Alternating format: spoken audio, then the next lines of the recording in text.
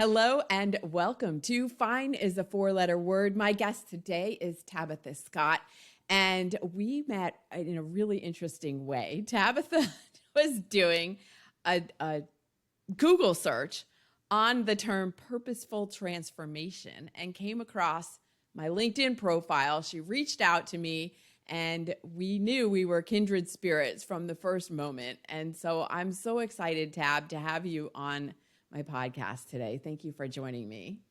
Thank you. And I am all about that purposeful transformation work. I just released a blog today about it. And, not much was written about that. And for your name to come up and the work that you've been doing, it was fascinating to me. And then the more I got to know what you're up to with this podcast and listen to some of them, it's pretty darn fascinating. And I think a lot of women can relate. Yeah. Thank you.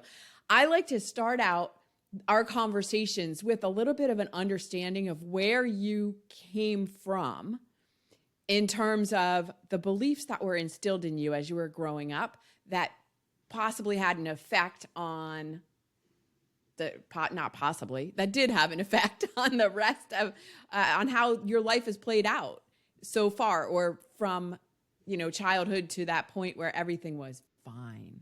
Yeah, so I had some pretty strong paradigms that were laying into me as a strict Southern Baptist. I was Methodist part of my child raising years, and then Baptist the other part. And it was a no alcohol home, death and damnation and repentance, and um, never ask about other religions because they're just all going to hell. Oh, So wow. it was a very strict upbringing with very clear rules. And I think there were reasons, that path was chosen by my parents. They were school teachers, and so structure was very important to them. And Mm-hmm. um, so it did teach me a lot of things about values and community and honesty, very good things. And it taught me a lot about the Bible. We never missed a Sunday. We were like 3 times a week churchgoers. And Okay. so it was very active and engaged in the Christian faith. And what I learned as I grew up and I began studying electricity, electrical energy, and then human biofield energy.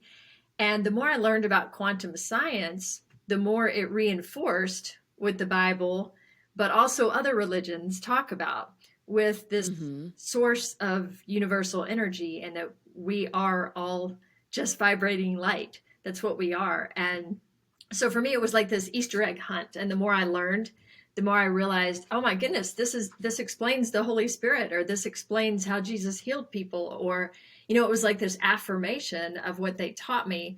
But I also, through my travels and work experience as an executive in the renewable energy sector, and working overseas and in different countries in my travels, I learned a much more broad understanding of different faiths and an appreciation for spirituality and connectedness that I didn't have growing up.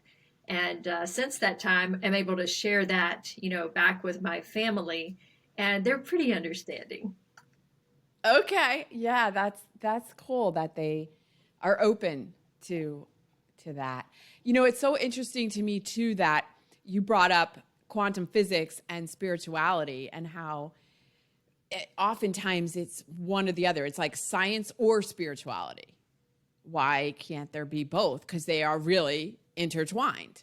They're It's the You can same. interpret. It's the Yeah. same thing, Yeah. The and same. that's what cracks me up. It was like I read this book called Sapiens, and it was like this big light bulb went on after I read that. I was working in Israel on some net zero housing, and one of the guys at Jerusalem University said, I think you're going to love this book. As curious as you are and as into energy and physics, you're going to really like it. And it was so cool because it put in perspective how religions were created as ways to add structure during certain periods of time for certain Mm-hmm. reasons.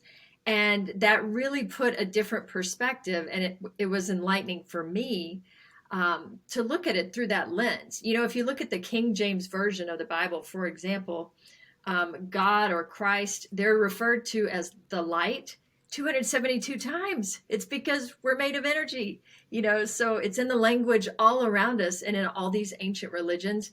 So it's just super cool for me to think that, hey, it's all the same. It's not in conflict.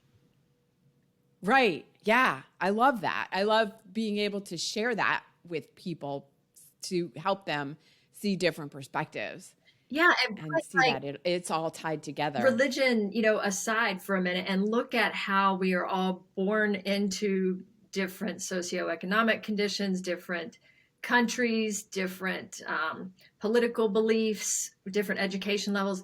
All of these things are different and our paradigms are different, but yet we're made of the exact same energy. And so are the plants and so are, animals. And we all go through the same growth cycles. Even companies go through the same growth cycles. And that's why they use the S curve, the growth curve. Yeah. Yeah. Um, so to me, it all just comes back to energy. It's the source of everything. Right. So you just brought up companies. Let's go to where you took these values and applied them to your professional career Yeah. as a renewable energy executive. Tell me a little bit more about that journey that you were on then. I had started out, I grew into an executive early on. So by the age of 30, I was CEO of my first company. And I thought, making money is great, but it feels a little empty. And this great mentor I had, Dana Bowers, she said, find what you're passionate about and then figure out how to get paid for it. And so that's what I did. I said, I'm going to solve the energy crisis and people will care. And, renewable energy, that's the future. And I had so much enthusiasm around it. It wasn't even like working. And I spent a lot of years working with companies on business models to adopt renewable energies because they didn't want to change. They didn't care about climate change like I thought they might. Now on the coasts of the United States, they do in certain areas, but where I was in the Southeast, coal is cheap. And so it was Right. really popular. So it took a lot of thinking about how to approach things from a business model so that people could get into energy and action. So they were talking about renewable energy, but they really just were in it for the money. Yeah. So Is that kind of how you found it? Like they weren't in it for the greater good. yeah, they were only in it if you could find the money for them. And that was what I did. I found ways to, like, instead of putting a solar array on an individual house, which might take 10 years to pay back, you put a bunch of solar arrays on a bunch of houses, like at Fort Bliss, 5,000 homes, and you make an asset out of it. So it's just like investing in real estate assets. It was a separate asset that generated a return for companies. So coming up with these creative models and working with other companies to do that is how we got it pushed through. Okay. And then at some point, you became disillusioned with what you were doing. You loved what your industry, and the ultimate reason you got into it ended up not being how it panned out. And then, so Yeah, let me. you were living, and your whole life at that point, right? Everything was fine. Oh, everything was so fine. It was the best fake smile in a selfie like you have ever seen at that point in my life because my kids were grown and, gone. They had just left the nest. Everybody, this cookie cutter life that I had, this executive and her kids are grown and gone. They're independent and, this 21-year marriage, but that marriage ended. The kids, left and I was empty nesting at work. It was 17 years in an industry that, like I said, was constantly convincing people that renewable energy is a good idea because it reduces pollution. It helps your health. And people just didn't seem to care. And again, in certain places, California or, New York, certain places that they did. And it was just complete burnout from being that happy, pleasant face and that ball of energy and really encouraging people about what could happen if we did some things that reduced our carbon. And at that time, when I was speaking to groups, I would say, hey, how many people have heard of the Exxon Valdez spill? And everybody would raise their hand. What about the BP Gulf spill? And everybody would raise their hand. And then I'm like, what about the TVA spill that was in Tennessee and Kentucky? And it was 100 times the size of Exxon. It was 10 times the size of BP, and nobody ever raises their hands because, we don't even know what's going on right under our noses. And the deeper you get into that underbelly of the industry and the more you learn about what we're doing to our health and the death of the animals, the drinking water for 7 counties that was affected, it just became overwhelming, that I couldn't help. And I felt like I was bringing these little thimbles of water on a forest fire, and it just wasn't making a difference. And then, so in our call that we did before this interview, you told me about the absolute breaking point when you just decided, all right, I cannot do this anymore. Tell my audience what happened there. That conversation, the whole thing in the board. It was in a training session with executive leaders from around the country and some from overseas. And I had just weeks prior had surgery for a breast cancer scare and hadn't told anyone at work because I had been shooting all over myself. What I mean by that is I should not let them see me sweat. I should not tell them about this surgery. I don't want anyone looking at my breasts. I don't want anyone thinking about me in that way. And I should. I'll just jump in here. Oh, go ahead. I was going to say in episode 2, Dara Goldberg talks about shedding. Shedding the shoulds. That's what snakes told me in my book. Shed your skin, but that's another story. So, I was busy shooting on myself. You should be able to, cope with this marriage that's, dissipated after a couple of decades. And the surgery was like, there's so much to process when that happens to you. You're processing, am I still female? Are people going to look at me funny? Are people going to know this was scary, but I don't want to tell anyone? I mean, there's so much that you're processing emotionally and mentally. And then physically, I had these tubes running in different directions coming out of my body. And if you've ever had a major surgery like that, you've got stitches going in different places. So all this was going on under my business jacket. And I can't even believe you were sitting there 2 weeks later. I ran a half marathon 3 weeks later. Oh my gosh. So we're in this training and it was negotiations training. And again, it was executive level and I was doing well. It was a series of competitive things where you negotiated and then we would discuss as a group. So I had been doing really well and scored well. And someone piped up and said, hey, here's what Tab was able to negotiate last night at dinner. She got us all these things, just, using the skills we learned in the training yesterday. So the teacher says to me, Tab, why don't you share with the class what, your techniques are? Now, I was excited about this because I worked from home and these people I don't get to see very often, maybe once every other month. So this was an opportunity for me to really shine. And I was one of very, very few females in that industry.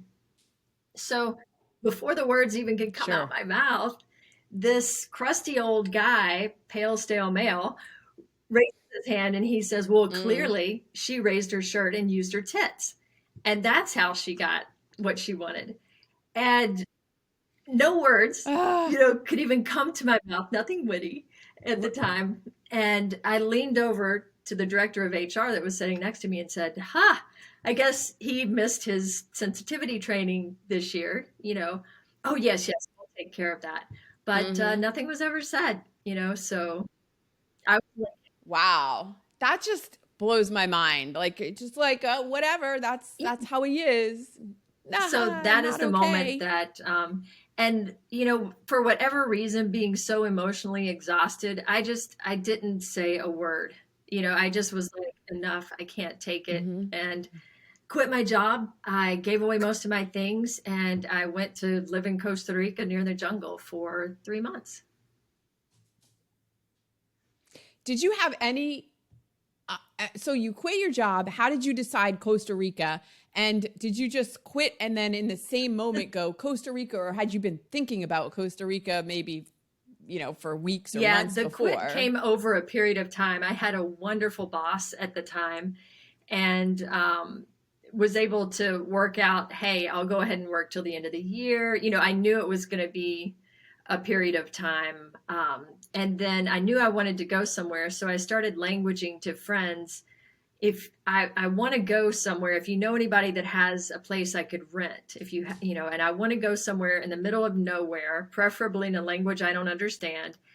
And I just want to be away from everything and immersed in nature. And a friend of mine had another friend with a place in rural Costa Rica. It's an hour and a half from paved roads.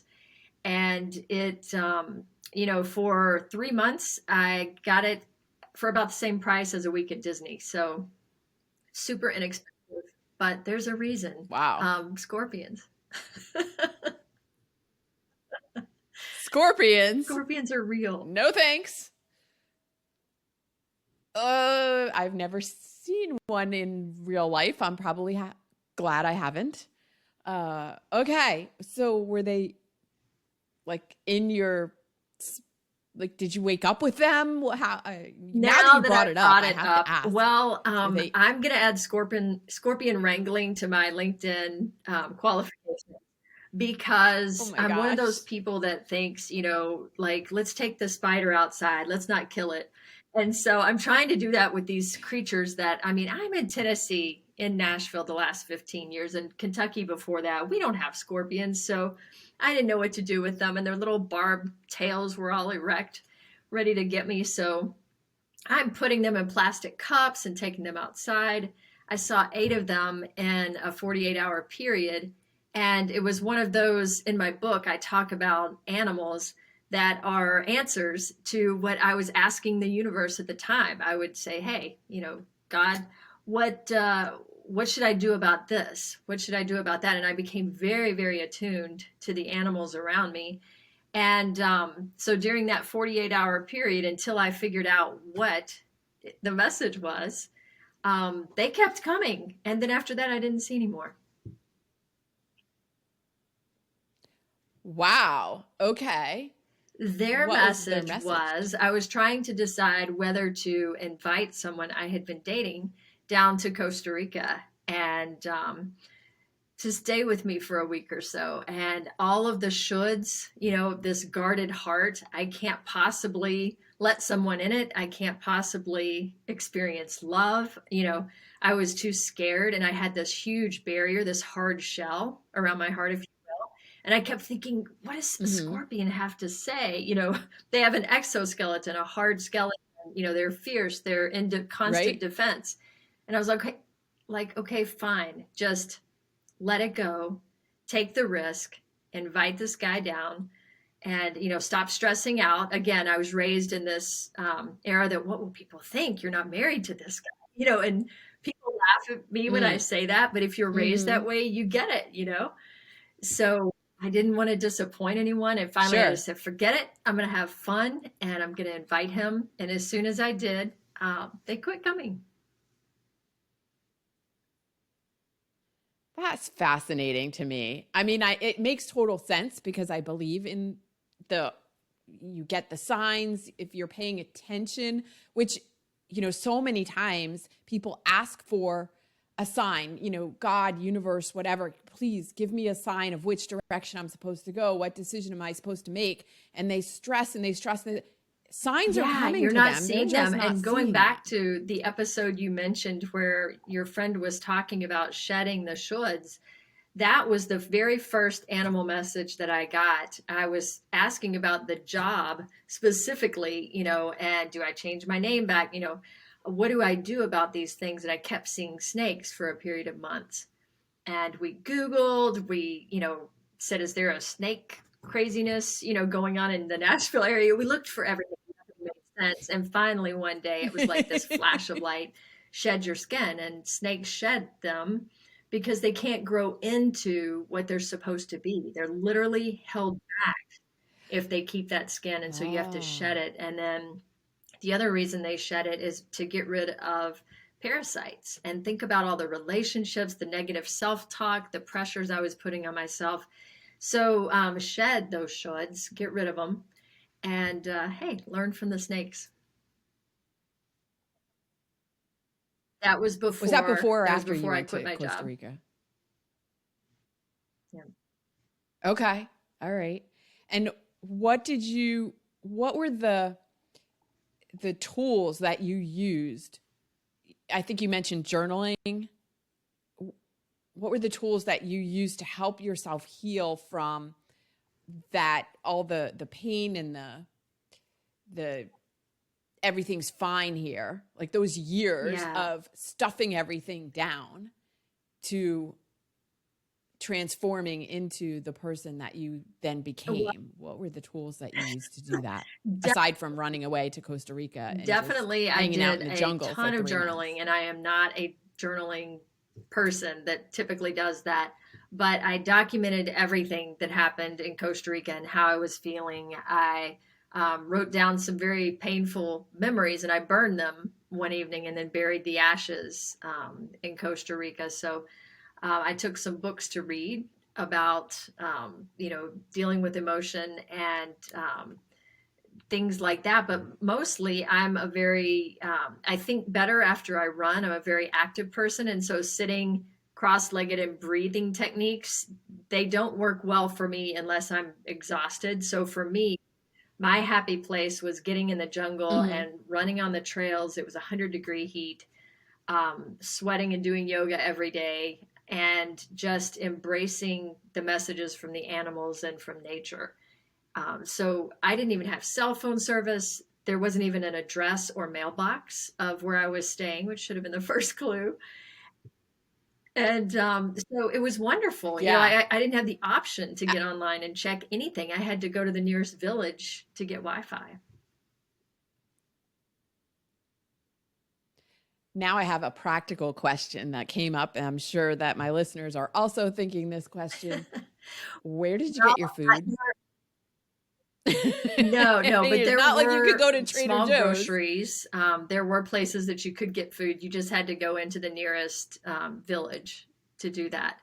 So, yeah, my first day, I forgot about Okay. these wild dogs they were between the grocery and where I was staying, the little place that I was staying, and I rented a bicycle in the town to get around. And I went to the grocery and I had this pot on the front of the bicycle. I had my backpack, I had groceries strapped to this, and it's like this leisure bicycle on dirt roads with potholes the size of bathtubs. I mean, it was insane trying to ride that thing. I didn't do it very many weeks.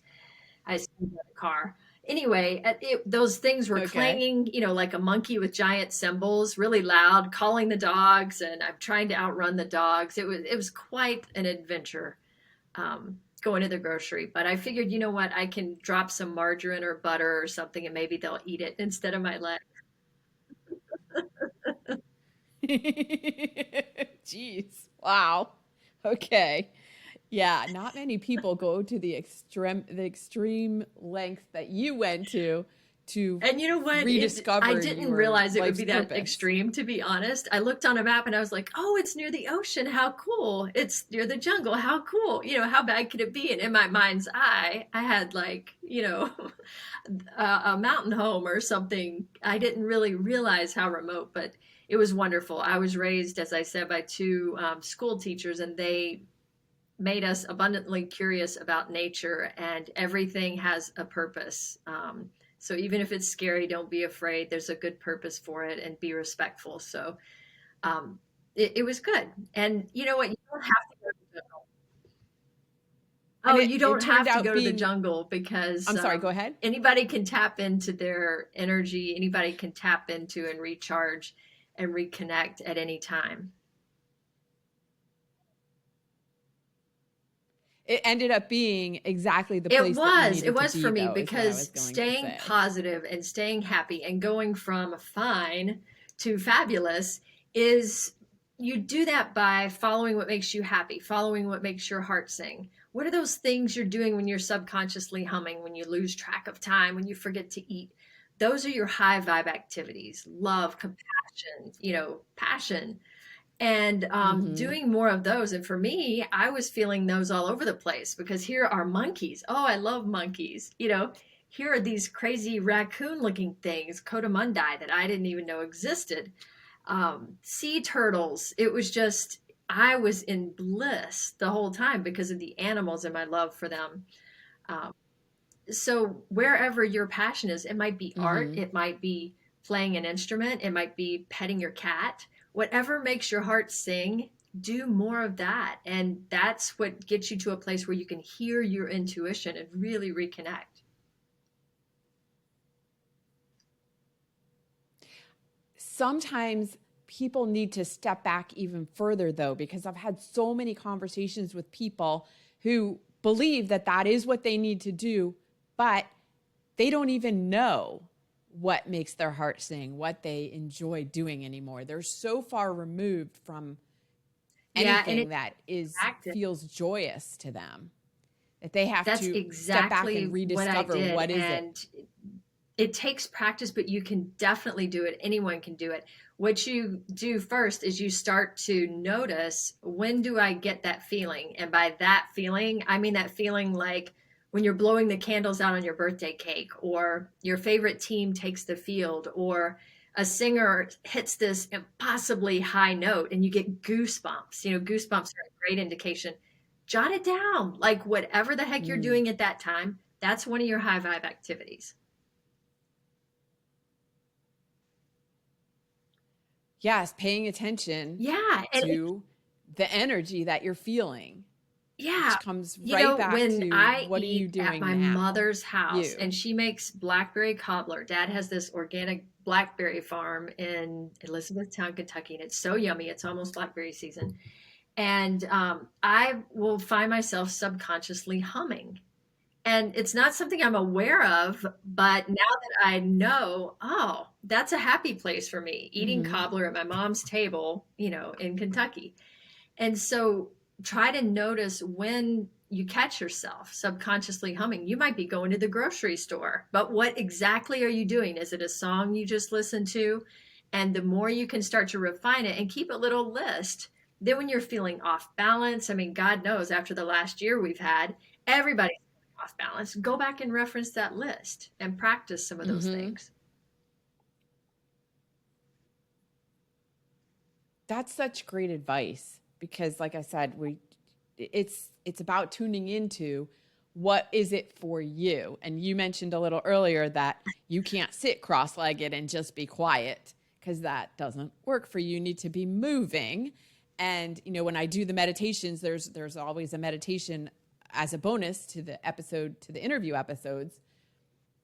It's about getting comfortable, whether that's sitting or lying down or walking around, whatever works Yes, for and you. that's It's the why your same meditations concept work for across more the board. people, because I think we're all absolutely different in Mm-hmm. the way that we transpose the energy in our lives, but we are all made of the same energy. So we have access equally to tap into it, but we're going to do it different ways because we're not all exactly alike.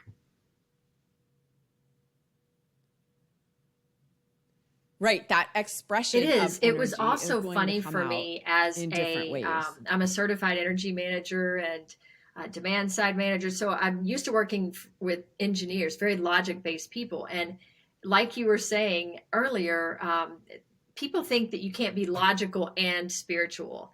And in the jungle, it really became profound to me that they are the exact same thing, that energy is the way to describe how we're feeling. It's high vibes and low vibes. Think about everything in our language that talks about our condition of being electric.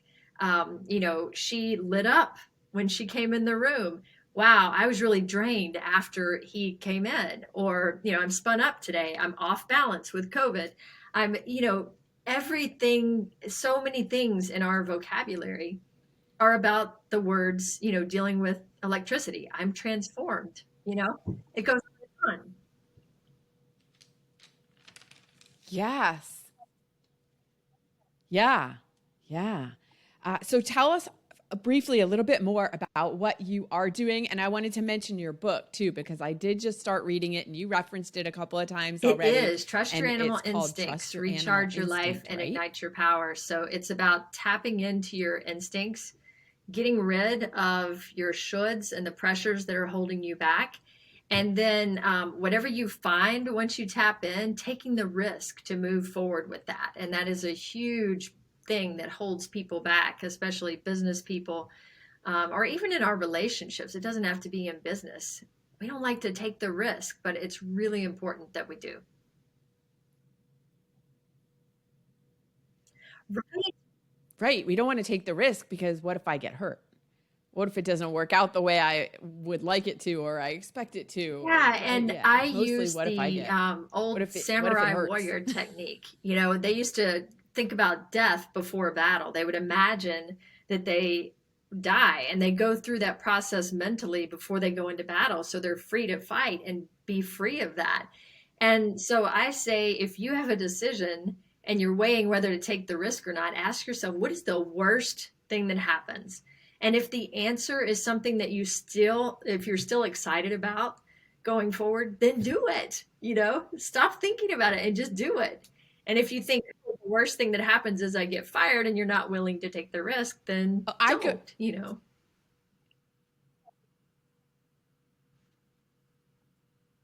I'd go so far to say, Right. if it doesn't We all result in like physical death, do it. Like again, what's the worst thing that could happen? Because you make a decision, people get stuck on being afraid to make a decision, but almost no decision. There are a Yeah. couple of decisions that you could make that are irreversible, but 99% of them are maybe not reversible isn't the right word, but changeable. You make a decision, Right. it turns out not to be what you were expecting, you make Right. a And that's different so decision important. I and you call move it, in a different down a if different you path. decouple people's opinion from you, if you call it the should monster, take all that pressure off and say, I'm not disappointing Mm-hmm. my dad with this. I'm disappointing the should monster or, my boss or my friend or whatever. And it gives you a different language and a different way to process it. But yeah, what is the worst thing that happens? You fail and you learn. The no's in life for me have been equally important as the yeses because you learn what doesn't work and you can just go faster.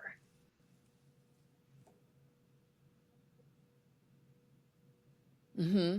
Right. You have to, and you use the word fail, and I would challenge that Mhm. in terms of like, well, first of all, redefining what is failure. It's just getting to an outcome that Yeah, wasn't what I you wanted totally or agree. And, expected, but it's redefining not a success in judgment. addition to failure. It's, This mass exodus of people from the workplace that we're seeing now mm-hmm. because people are burnt out. They don't want to go back to the same, hour-long commute to sit in a concrete box all day.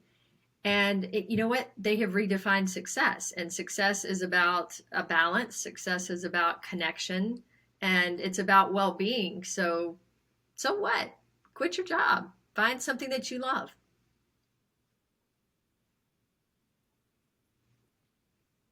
Right. Redefining what is success for you, because it's going to look different for you That's than right. it looks for me, than it looks for, 17 other people. Everybody has to define it for herself, himself. And once you do that, you kind of have this freedom to live I say live your purpose. Purpose is such a big thing. Like people are always looking for what is my life purpose, and that seems so daunting.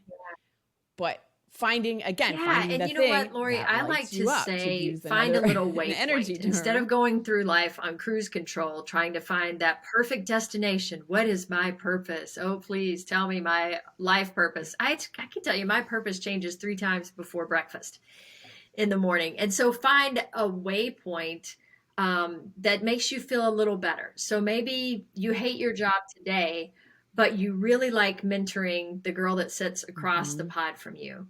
Then start mentoring her once a week and then maybe twice a week, and then ask your boss if you Mm-hmm. can mentor others. You see what I'm saying? Find these waypoints that make you happy and start adding more of them into your life. And what you see happening Yes. is you'll see this purposeful transformation. You're going to be going from, miserable to at least doing more things you like and more things you like. And over time, you'll find yourself in that state where, hey, I'm in touch with my intuition, I'm going places, and I'm embracing the journey.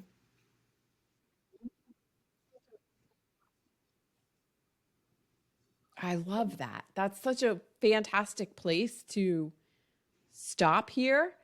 But before we actually stop recording, I got to ask you about the hype song.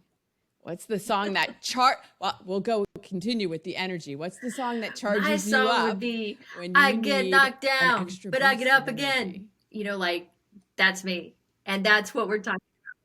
Yeah, you're going to get knocked down, but just get up and find Chumbawamba. another waypoint and just go a little distance Yes. further. Quit trying to figure out your whole life. It's just going to stress you out. Just go a little further in a direction that makes you happy.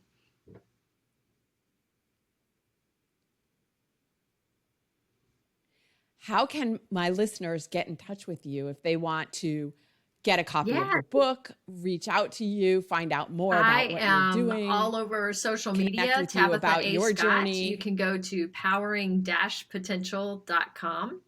So powering with a dash in the middle and then the word potential.com. And it has information about the book and some of the other fun stuff I've been up to.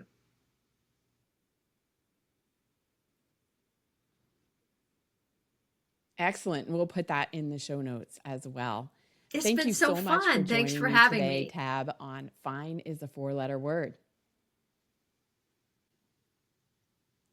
My pleasure.